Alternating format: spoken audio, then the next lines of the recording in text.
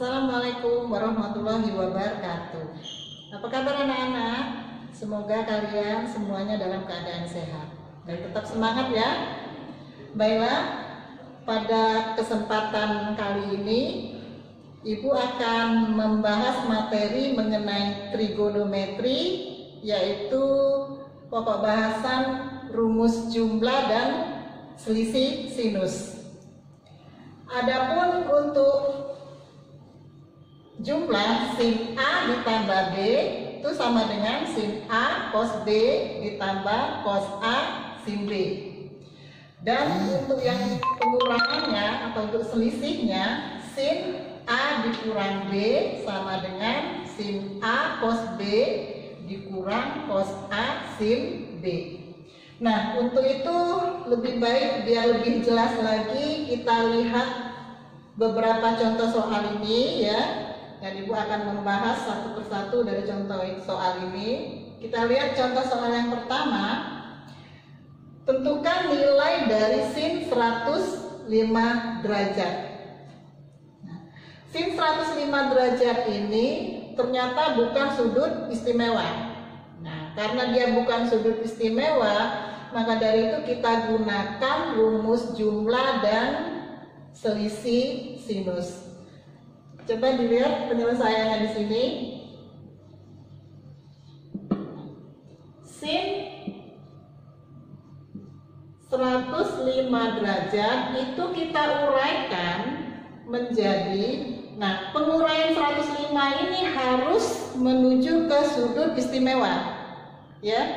Nah, di sini ketemunya sin 105 itu adalah sin 60 derajat ditambah 45 derajat.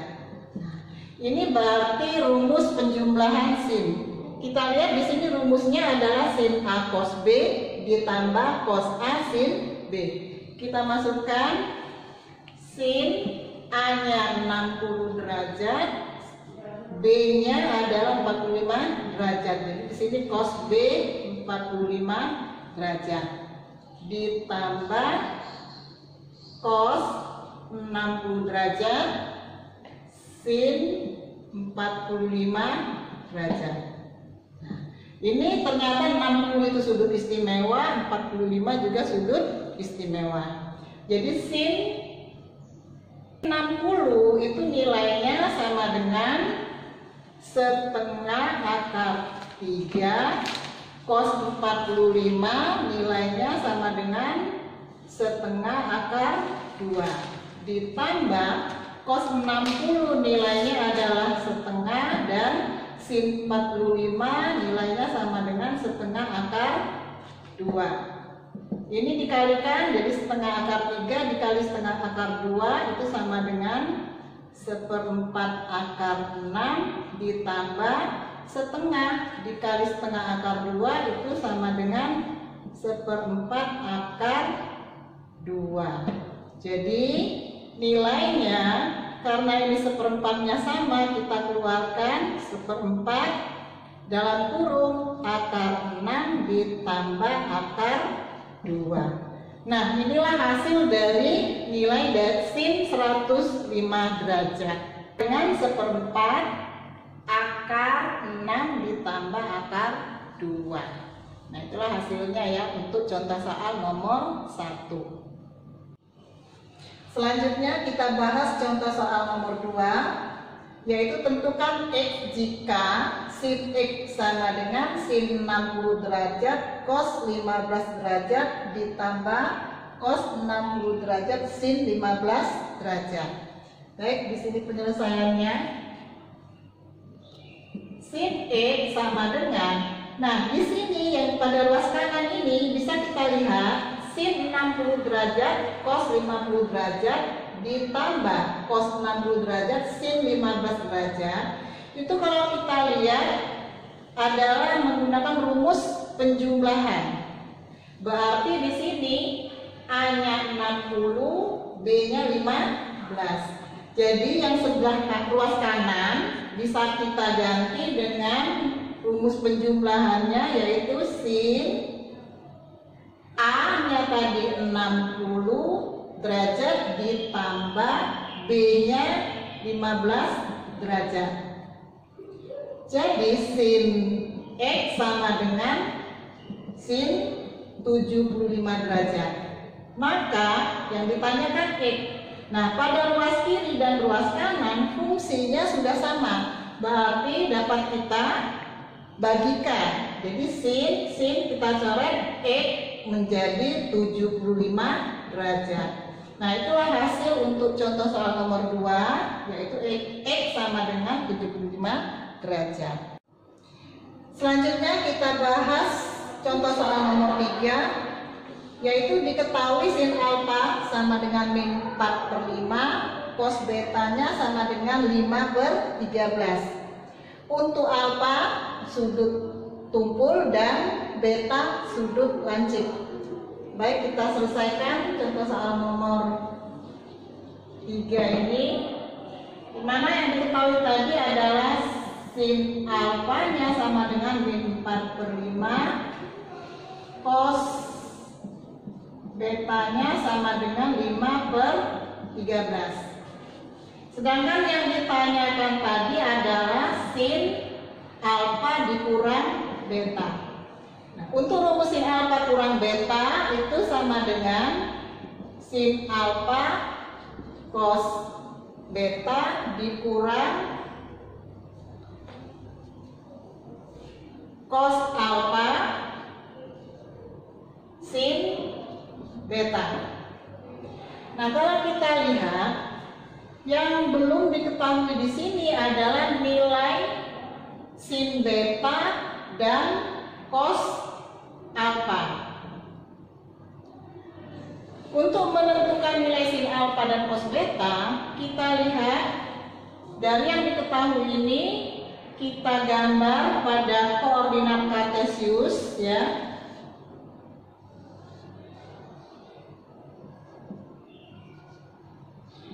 Baik, sin alfa itu sama dengan min 4/5. Berarti di sini alfanya adalah sudut tumpul.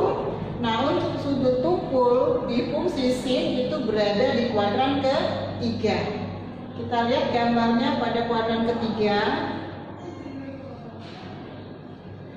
Alfa, sin itu sisi depan per sisi miring. Berarti sisi depannya bernilai min 4 dan sisi miringnya bernilai 5. Untuk beta, untuk sudut beta, sudutnya adalah lancip. Berarti berada di kuadran pertama. Kita lihat gambarnya. Nah, cos itu definisinya adalah sisi samping per sisi miring. Berarti nilai 5 berada di sumbu X dan miringnya bernilai 3. Untuk sudut beta itu lancip, berarti berada di kuadran pertama. Kita lihat gambarnya di sini. Cos beta 5/13. Berarti 5 ini adalah sisi samping, sedangkan 13 itu adalah sisi miring. Kalau kita perhatikan, yang belum diketahui di sini pada segitiga siku-siku yang sudutnya alfa itu nilai X-nya belum diketahui. Berarti di sini bisa dicari X-nya, yaitu kita menggunakan dalil Pythagoras. Jadi X sama dengan 5 kuadrat dikurang min 4 kuadrat. Berarti sama dengan 25 dikurang 16 sama dengan 9. Berarti di sini nilai X sama dengan 3. Berarti sisi sampingnya sama dengan 3. Sedangkan pada segitiga berikutnya yang sudutnya beta, yang belum diketahui di sini adalah sisi tegak atau sumbu Y-nya. Berarti di sini dapat kita cari Y sama dengan akar dari 13 kuadrat dikurang 5 kuadrat. Akar dari 13 adalah 169, 5 kuadrat adalah 25. Jadi hasilnya adalah 144. Jadi nilainya di sini sama dengan 12. Jadi di sini sisi tegaknya adalah 12. Nah, dari sini kalau kita lihat gambar sini, maka dapat kita cari yang tadi yang belum diketahui adalah sin beta. Dari sini sin beta dapat kita cari menjadi sin beta. Sin itu adalah sisi depan per sisi miring. Jadi nilai sin beta adalah 12/13. Kemudian kita cari juga nilai dari cos alpha. Cos alpha itu adalah sisi samping per sisi miring. Sisi sampingnya sama dengan 3, sisi miringnya sama dengan 5. Jadi cos alpha sama dengan 3/5. Nah, di sini kalau kita lihat sudah diketahui semua, maka nilai sin alpha kurang beta. Jadi sin alpha kurang beta itu sama dengan sin alpha. Sin alpha tadi nilainya adalah min 4/5. Cos beta nilainya adalah 5/13 dikurang cos alpha sama dengan 3/5 dan sin beta sama dengan 12/13. Jadi hasilnya min 4/5 dikali 5/13 itu sama dengan min 20/65 dikurang 3 dikali 12 itu sama dengan 36/65. Jadi hasilnya adalah min 56/65. Nah, itulah hasil nilai dari sin alpha dikurang beta, yaitu min 5/65. Selanjutnya kita bahas contoh soal nomor 4. Di sini pembuktian ya. Buktikan sin X tambah Y dikali sin X dikurang Y itu sama dengan sin kuadrat X dikurang sin kuadrat Y. Berarti akan dibuktikan ruas kiri ini nanti hasilnya harus sama di ruas kanan. Baik, kita lihat penyelesaiannya. Sin X ditambah Y dikali sin X dikurang Y sama dengan sin kuadrat X dikurang sin kuadrat Y. Nah, di sini kita akan jabarkan yang di ruas kiri. Sin X plus Y itu rumusnya adalah sin X cos Y ditambah cos X sin Y, kita kurung ini ya, dikali sin X kurang Y itu rumusnya adalah sin X cos Y dikurang cos X sin Y. Itu sama dengan sin kuadrat X dikurang sin kuadrat Y. Nah, sekarang kita jabarkan yang ruas kiri ya. Nah, ini karena perkalian, terus kita lihat bentuk. Yang kurung pertama ini adalah penjumlahan, sedangkan yang kurung kedua ini adalah pengurangan. Mungkin kalian masih ingat, ini bentuknya sama dengan faktor sekawan, ya. Karena nilai-nilainya di sini sama, yang bedanya hanya tanda di sini, yaitu di sini penjumlahan, di sini pengurangan. Jadi ini adalah kita ingat dengan rumus faktor sekawan, yaitu faktor sekawan itu adalah A plus B dikali A min B itu sama dengan A kuadrat dikurang B kuadrat. Kalau kamu perhatikan sama bentuknya, berarti kita langsung saja menggunakan rumus faktor sekawannya, yaitu A kuadrat min B kuadrat. Di sini sebagai A, ini sebagai B. Jadi ini juga sebagai A, ini sebagai B. Jadi A kalikan A, berarti sin E kali sin E menjadi sin kuadrat E, cos Y kalikan cos Y menjadi cos kuadrat Y. Berikutnya B kalikan B, nanti di sini dikurang B-nya cos E kalikan cos E berarti cos kuadrat E, sin Y kalikan sin Y menjadi sin kuadrat Y.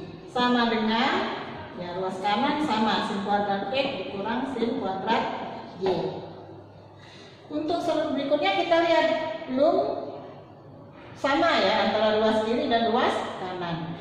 Nah, bagaimana caranya kita merubah ruas kiri ini sehingga terbukti nilainya nanti harus sama dengan ruas kanan.